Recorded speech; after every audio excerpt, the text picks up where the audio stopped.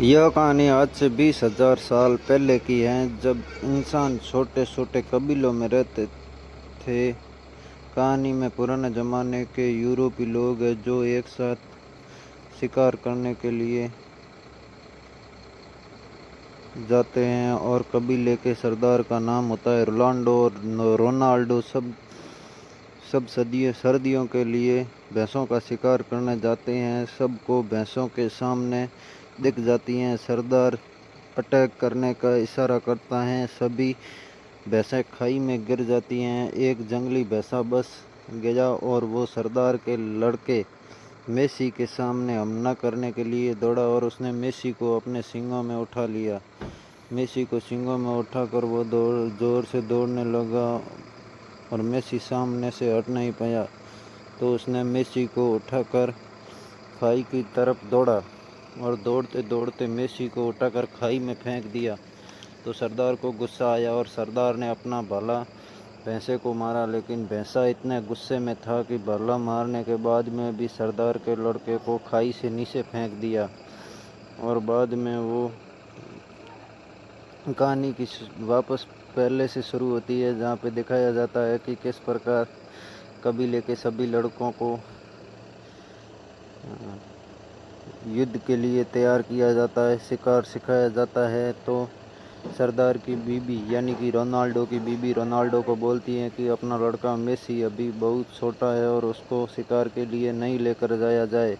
तो रोनाल्डो बोलता है, इसको बताना पड़ेगा कि ये मेरा लड़का है और तुम टेंशन मत लो, मैं इसके साथ में हूँ।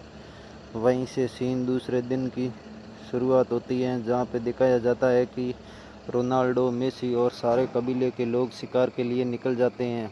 चलते चलते वो बहुत आगे चले जाते हैं और चलते चलते शाम हो जाती है।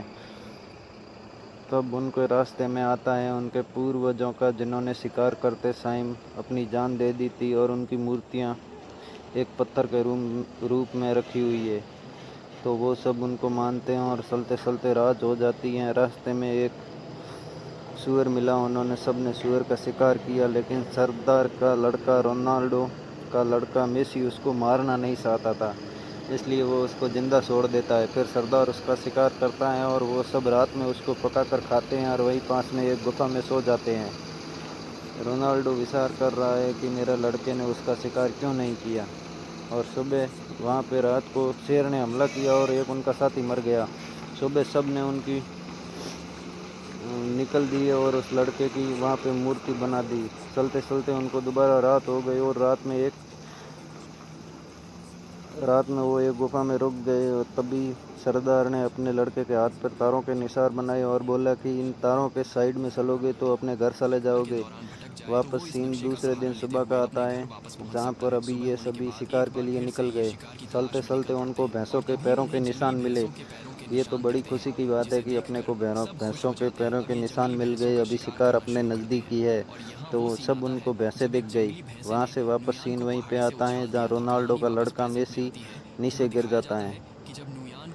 नीचे गिर खाई से नीचे गिर जाता है और वो एक पत्थर से अटक जाता है। पत्थर से अटकने के बाद सरदार बोलता है, बेटा पकड़ के रखना, मैं तेरे को गिरने नहीं दूंगा। और वो लड़का पकड़ के रखता है। इतने में वो पत्थर उसके हाथ से टूट जाता है और वो नीचे गिर जाता है। ऊपर वाले सभी सोचते हैं कि लड़का मर गया, लेकिन वो एक पत्थर के ऊपर जाके अटक जाता है। और सरदार वहीं पे बैठ के रात भर इंतज़ार करता है और नीचे कूदने की कोशिश करता है, लेकिन सब बोलते हैं कि तुम हमारे सरदार हो, हमारे कबीले के लिए तुम्हारा ज़िंदा रहना और ज़रूरी है। और वो सब सरदार बहुत टूट जाता है अंदर से, और वो सब रात भर वहीं इंतज़ार करते हैं और चिल्लाते हैं, लेकिन नीचे से कोई जवाब नहीं आता है। तो फिर वो सुबह वहीं पे उसकी समाधि बनाकर जो शिकार किया था उसे लेकर वहाँ से निकल जाते हैं और उस लड़के की मूर्ति वहीं बना देते हैं। वो सब वहाँ से वो उन मरी हुई भैंसों को लेकर निकल जाते हैं। और बाद में एक गिद्ध आता है और मेसी को खाने लगता है। वो मेसी को नहीं खा पाता है, लेकिन उससे मेसी की आँख खुल जाती है और वो गिद्ध को नीचे फेंक देता है। और बाद में मेसी अपने पापा को बहुत आवाज़ लगाता है, रोनाल्डो रोनाल्डो चिल्लाता है, लेकिन उसको लगता है कि वो सब यहाँ से चले गए।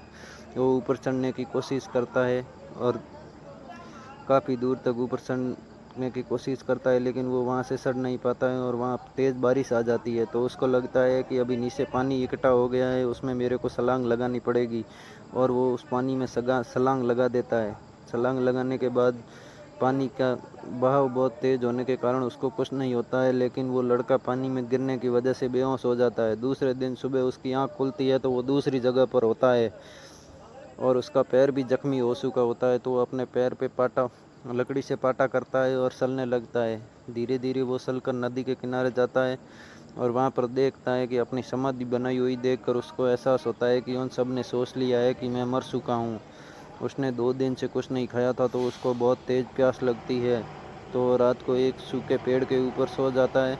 ठंड की वजह से सिकुड़ रहा था। सुबह होते ही वो अपने पानी पीने जाता है तो वहाँ पर भेड़ियों का झुंड आ जाता है। वो भेड़ियों से डरता हुआ भागकर वापस उसी पेड़ की तरफ भागता है। वहाँ पर एक भेड़िए ने उसका पैर मुंह में पकड़ लिया था।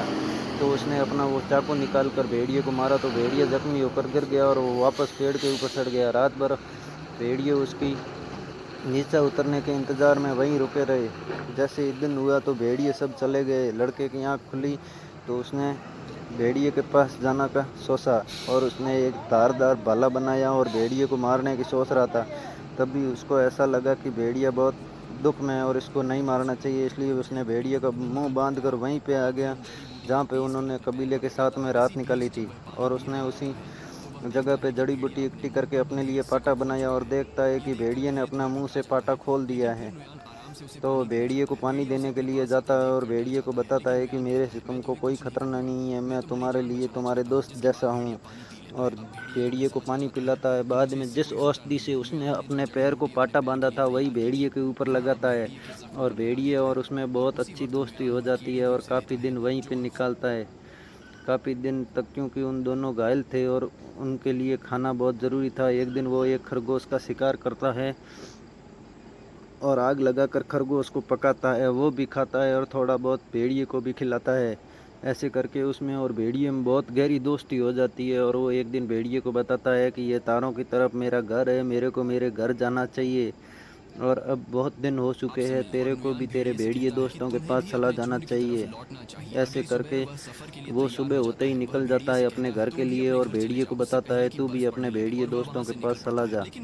और ऐसा बोल के वो वहाँ से निकल जाता है। काफ़ी दूर जाने के बाद में पीछे देखता है तो भेड़िया उसी के साथ में चल रहा था। चलते चलते शाम हो जाती है और वो भेड़िए को बहुत मारता है, पीटता है, लेकिन भेड़िया नहीं जाता, उसके पीछे पीछे ही चलता है, क्योंकि भेड़िया नहीं चाहता कि लड़का अकेला रहे और उसके ऊपर कोई संकट आए, इसलिए वो लड़के के साथ में चलता है। और आगे जाके उनको दो